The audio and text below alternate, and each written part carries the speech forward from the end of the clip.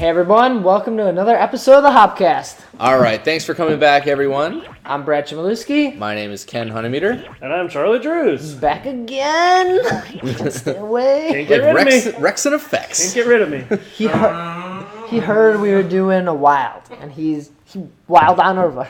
Not just wild, a wild from Weyerbacher. I love Weyerbacher. And we were over at Charlie's in a previous episode for the Weyerbacher, our first Weyerbacher on the HopCast. Yeah, you brought the 14? Mm-hmm. Yeah. It was the or the 13? Or it was an imperial stout made super with Belgian dark yeast. Yep. I don't remember which anniversary it was, but that was a hell of a I remember that, but not much else from that evening.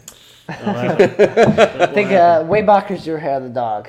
Yeah, I love it. Well, anyways, I am a sourhead, so I need to get into this very quickly. Right. So I'm hoping this isn't as He's a Sour Patch Kid. and more tart. I guess that's my hope. But it's cork topped. And it's ale with Caged. raspberry puree, and it's also aged in oak barrels. So wood barrel beers I'm a fan of. This is the 2009 Weyerbacher Riserva. If you haven't seen the Wooden Barrel Age Festival episode, definitely check that out. We had some great beers at that festival. It was outstanding. Hello. All right. So let's pour it on out. All right.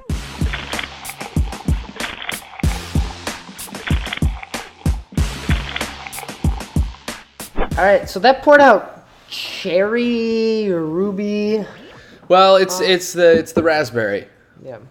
Brewed with raspberry, and you can see as it was pouring itself, poured out a nice pink, and then kind of moved on to a little bit of darker shade of red. Really no head, little lacing going on. Very, very little. I mean, I can see some effervescence. I can see some little bubbles flowing from the bottom up to the top. So I'm guessing it'll be kind of a light, crisp feel, mouthfeel. Effervescent. Mm-hmm. As for the aroma, it smells tart and sour. Smells a little tart, a little bit of funkiness to it. Not too much. Just so you can certainly smell the raspberry in there. Because it smells dominated by raspberry. You can smell a little bit of the wood, a little bit of oak. Right.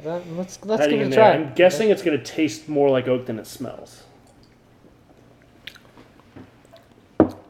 It definitely does. Oh, yep. Nailed it. It smells like, or it tastes like oak and raspberry and a little bit of, tartness. So it has that carbonation right up front, and it's like wood, apple juice, tart, and then finish. It's funny, it is kind of apple juicy. Mm-hmm. Even though it's raspberry. Yeah. A lot of these, like with the wild yeast, will come up with a little of the apple flavors, the off flavors. I don't think it's very tart. I think it's actually almost sweet. It's very mild tartness. It's definitely not sour. I wouldn't go all the way. No, I wouldn't go sour. It's For a wild ale, it's very tame, but there's certainly some tartness in there. it's sour, but not sour ale or sour beer. Mm-hmm. I feel like there is a big area between wild and sour. Yep. Like it seems like it's so close, but no, it's not. It's like pale and IPA. There's a lot of different things that go on between the two. Some wilds are funky, whereas sours are legitimately sour. And so, and then that's just probably about as broad as you can get. There's a lot more that goes into it from there. You can describe wilds with a ton of different descriptors, and I actually had a conversation about this earlier today. About someone saying that wilds were too, using funky as a descriptor for wild is just way too vague. It's like It's like saying hoppy, Okay. There's a lot of different terms that go into that, like horse blanket and cat urine and like stuff like that. Armpit. I heard one Foot. today that said Band-Aid. grandma's basement. Grandma's And So try that beer. yeah, right. And these sound unappealing, but really, if you get your Not to me. if Charlie loves your I grandma's love the basement. funky beers. if you sink your teeth into them and like kind of like take a grasp on it, it really balls. becomes like something that's quite enjoyable and actually very unique. But wild ales, I feel like, are more on the tart and fruity side. Like this, where sours are just on that funky grandma's basement Band-Aid. And there's a lot more fruit characteristics in the wild. I mean, they're all underneath the wild umbrella. Okay, so the sours is a bigger umbrella. Is technically a wild ale. So let's talk about what a wild ale is. Okay, I had a question for you. Hopefully this will segue into whatever you were going to say. Okay. Guys, What differentiates a wild ale from your typical, ales and lagers that you'll usually find is that the yeast is actually ridden with bacteria, which is going to produce some like sour or off note type of flavors where they can be construed as funky or whatever. Brettanomyces. Some Brettanomyces, Lactanomyces, all a couple different types of different types of them. What are the hosts, man? Come on. The traditional wild ales are from Belgium, and what they would do is called spontaneous fermentation, where they would just open the windows of the brewery, and in that specific valley in Belgium had like a crazy amount of yeast in the air. It just float in randomly. So the air would just come in and ferment the beer on its own. They didn't even add yeast to it. It would just come in. And actually, that was before, because they didn't even know what yeast was. Yeast had not been discovered. They didn't have microscopes. They didn't know what microscopic organisms were. So they just knew that if they left the windows open, something would happen. Ferment and something would happen. It was only later that people discovered what yeast was. Actually, in the original, if I'm not mistaken, in the original Reinheitsgebot, they didn't mention yeast because yeast hadn't been discovered yet. It wasn't until later. So everything was wild back then. Reinheitsgebot is the German purity law of 1516, which regulates that beer can only be something that has only water, yeast, barley, and hops. And that's it. You can't add... But wasn't the I think it didn't specify yeast at first because they didn't know yeast existed. I could be wrong about that, but I'm pretty sure. There was it one. has been amended since then. It was only 3 in the beginning, and then they added. So everything was wild until they figured out, this is what yeast is. Let's control it. So since then, they've actually cultivated that yeast into a strain where it's actually... It's a little more science lab coat. You can buy wild yeast. It's very lab coat. If you go to a brewery these days, they're all got their Erlenmeyer flasks and their lab coats and their goggles. It's high tech stuff. It's a nerd alert. Erlenmeyer. So that's a basic intro to wilds. Why don't we finish these up? I'm really, really enjoying it, and I'm liking this one. It's not too sour for me. Can I ask a quick question? What's the difference between this and a lambic, like a raspberry lambic? Oh yeah. Okay. It's so a lambic. Good. Lambics have been aged and then also blended. So you get a lambic that is... I thought there was gooses that were blended. Yeah, gooses are blended. Gooses, you'll take a 1-year-old and a 2-year-old and a 3-year-old, and then you'll like blend them together, and that's a goose.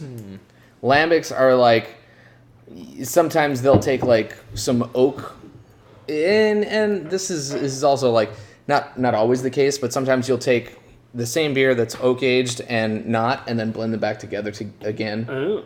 But lambics are another form of sour beer.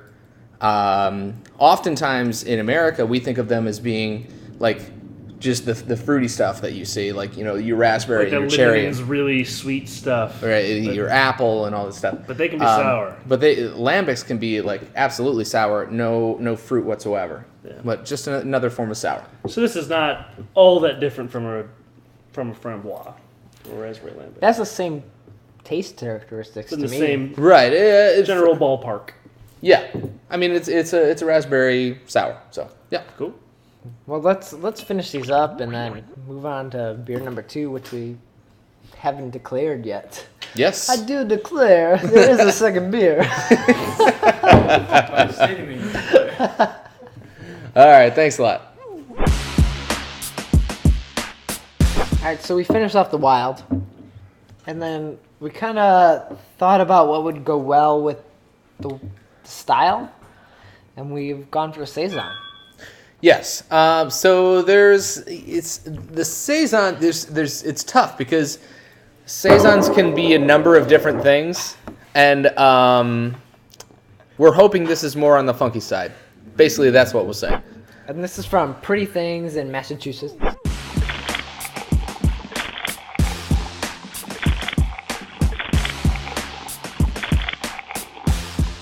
So that poured out pretty heady. Very heady. I would attribute it to that saison yeast, and a little bit cloudy. Not too much. Not too bad. Orangey, yellow. Yeah, kind of not clear, but a little bit of a burnt golden color. And this is coming in at 6.5%. So not insane, but decent. I really dig this aroma. Right. Yeah, Very you can smell the yeast. It smells very yeasty. Belgium-esque. You're definitely picking up that saison yeast in there. Banana. I'm expecting clove when I drink it now. Super carbonated. Oh. This one's very dry. Oh yeah, it is. Alright, I gotta take another sip. I'm not sure about this. And I think it's nicely rounded. I think it has a nice flavor. It's so dry. It doesn't make you want to drink more. Oh, it does to me. I guess The aftertaste is not as strong as some beers because it's so dry. The taste sort of hits you and then it just goes away. It just disappears because there's not like a lingering sweetness. It's gone. Yeah. Yeah, the sweetness just like hits you up front, and then instantly, just like the dryness sweeps through, and then you're left with kind of just like cereal grains. It does. Yeah. It doesn't make me want to.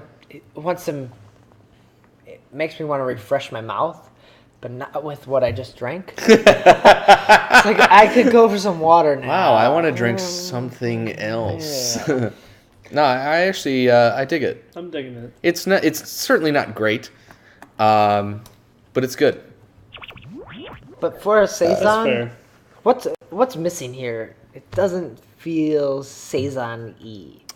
I don't know if it's that. The aroma felt right. It's not funky enough, and I think it's a little too dry. I'd like a little funk, a little more funk. Yeah, and I'm not getting a little much funk tart, something more in the taste.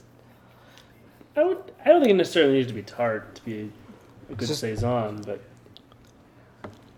but the Boulevard saison, the saison Brett. Saison Brett will be funky. But that's Brett, right? Okay. Yeah. But the regular saison from Boulevard is quite a bit different.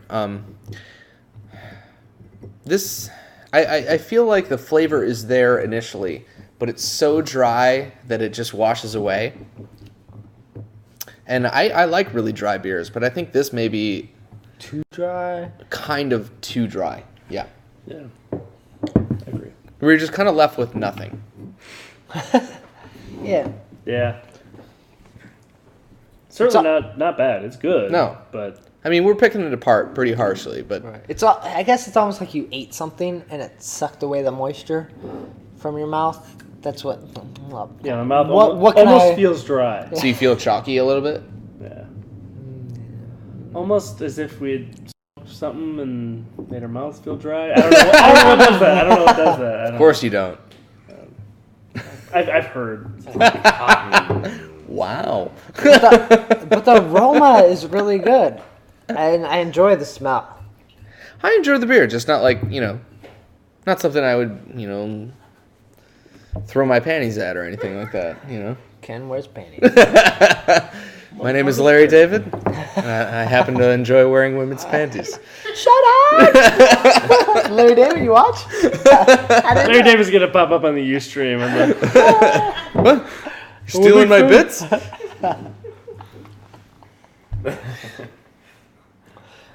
Maybe not a beer that complimented the Wild from Weyerbacher, but definitely something that was totally different enough. Yeah, it's in that realm where it's like kind of a little bit out there and skew, but not like a Wild and then a porter.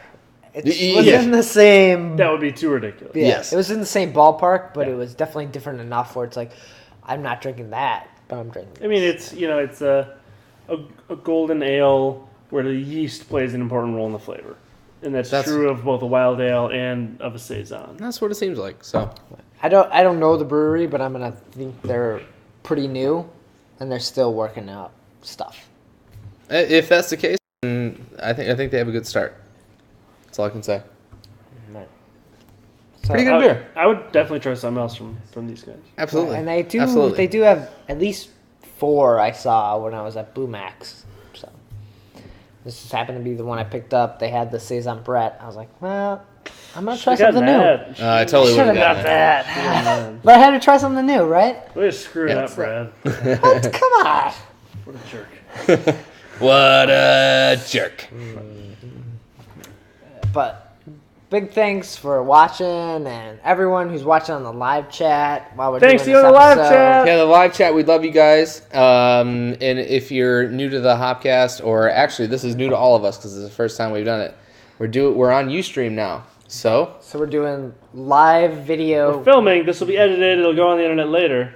But this is on right now, over here. So talk to us in between segments and then watch us later when it finally comes out. And you can sit there and chat and talk to us in between takes and all that, and recommend beers that we should be drinking, what we shouldn't drink, and all that sorts of good stuff. That implies that there are multiple takes, and there's not. One take. But thanks for watching and cheers. Cheers from the HopCast.